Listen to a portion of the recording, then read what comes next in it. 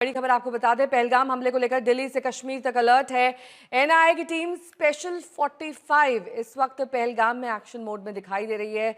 वहां पर स्पेशल इंतजाम तो किए गए हैं। दिल्ली में भी अलग अलग जगहों पर सुरक्षा को चाक चौबंद कर दिया गया है।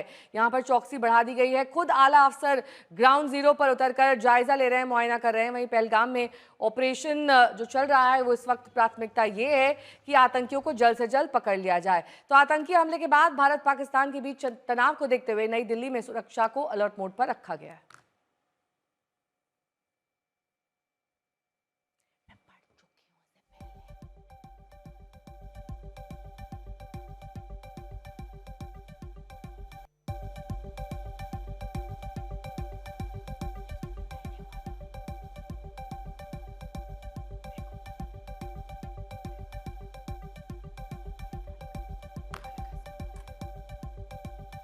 कश्मीर में हुए आतंकी हमले के बाद दिल्ली पुलिस सतर्क मोड पर है।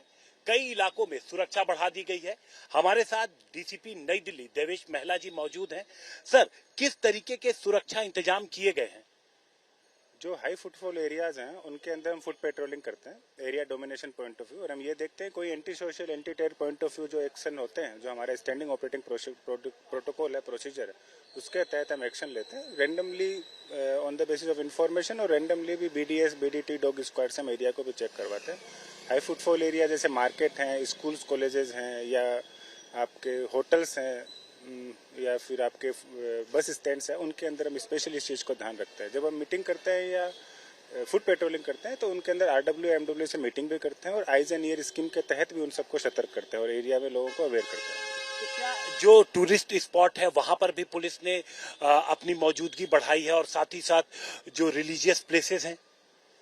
मेरे हिसाब से जो हाई फुटफॉल एरिया जो मार्केट मैंने आपको बताया वो टूरिस्ट स्पॉट्स भी हैं, चाहे इंडिया गेट हो, चाहे कन्नॉट प्लेस है, खान मार्केट है, उन सभी जगह पे हम अपना फुटफॉल पेट्रोलिंग रैंडमली और अपने स्टाफ के साथ में करते हैं। बीडीएस बीडीटी की चेकिंग भी करवाते हैं, और आईजीएन ईयर के तहत लोगों को अवेयर भी करते हैं कि अगर उनको कोई भी चीज़ ऐसी संदिग्ध आदमी वस्तु कुछ ऐसी दिखाई दे तो उस चीज़ की तुरंत पुलिस को सूचना दे, and we will keep the name safe and we will ensure कि इस पर सफिशिएंट एक्शन है।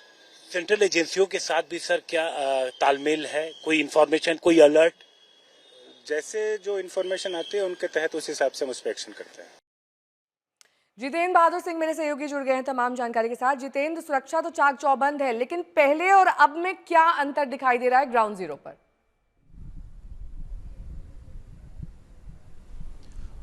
देखिए नेहा, अगर दिल्ली की बात करें तो दिल्ली के जो तमाम इलाके हैं इन इलाकों में सुरक्षा कड़ी की गई है। सबसे बड़ी बात यह है कि मैंने इंडिया गेट या फिर विजय चौक के आसपास की स्थिति देखी तो इस इलाके में जो पहले की स्थिति थी उससे अलग सुरक्षा यहाँ पर दिखाई पड़ रही है। हालांकि ये प्रोटेक्टिव मेजर दिल्ली पुलिस की तरफ से लिया जा रहा है, किसी भी तरीके से दिक्कत न हो, कोई भी टूरिस्ट जो इंडिया गेट के आसपास आ रहा है उसको भी सुरक्षा में किसी तरीके का थ्रेट न हो। इन तमाम चीज़ों को ध्यान में रखते हुए ये कदम जो दिल्ली पुलिस की तरफ से उठाया जा रहा है, क्योंकि एक बैठक हुई थी इंटेलिजेंस एजेंसीज के साथ, इसके साथ साथ जो दिल्ली पुलिस और दूसरी सुरक्षा एजेंसियां हैं, उसके बाद ये तय किया गया कि जो दिल्ली के महत्वपूर्ण स्थान है, खासतौर पर लुटियन दिल्ली के, इन स्थानों की सुरक्षा को ज़्यादा कड़ी किया जाए, क्योंकि यहाँ पर जो विदेशी टूरिस्ट हैं, इसके साथ साथ जो देश के अलग अलग स्थानों से, अलग अलग राज्यों से टूरिस्ट आते हैं, उनको किसी भी तरीके का थ्रेट या दिक्कत ना हो। इन तमाम चीज़ों को देखते हुए पुलिस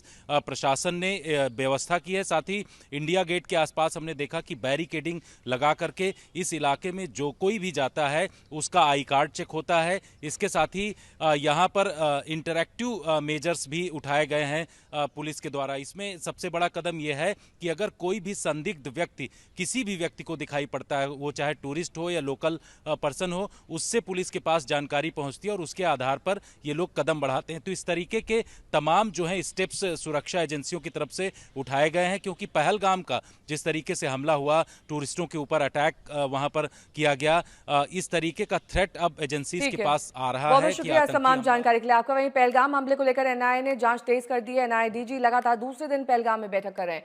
उधर सूत्रों के हवाले से खबर यह है कि 11 दिन बाद भी आतंकी कश्मीर में छिपे हैं। दक्षिण कश्मीर के जंगलों में सारे आतंकी दुबके हुए हैं।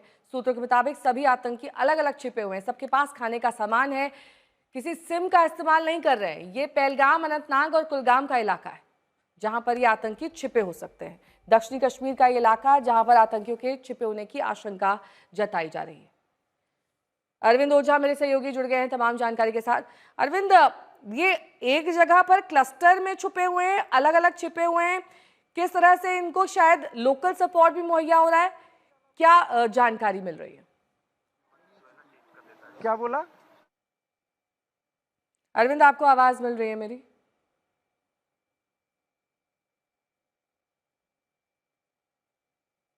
तीन तस्वीरें आपके सामने। दक्षिण कश्मीर में आतंकियों के छिपे होने की आशंका है, वहीं जंगलों की घेराबंदी लगातार सुरक्षा बलों द्वारा की जा रही है। आतंकियों के सुराग तलाशने की कोशिश हो रही है।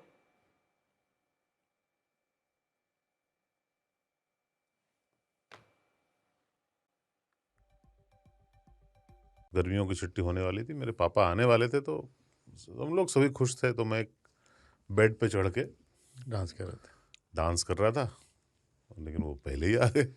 फ्रीज। तो मैं उस समय तो कंटिन्यू नहीं कर सकता था ना, तो फ्रीज फ्रेम टाइप का हो गया। कसम पैदा कर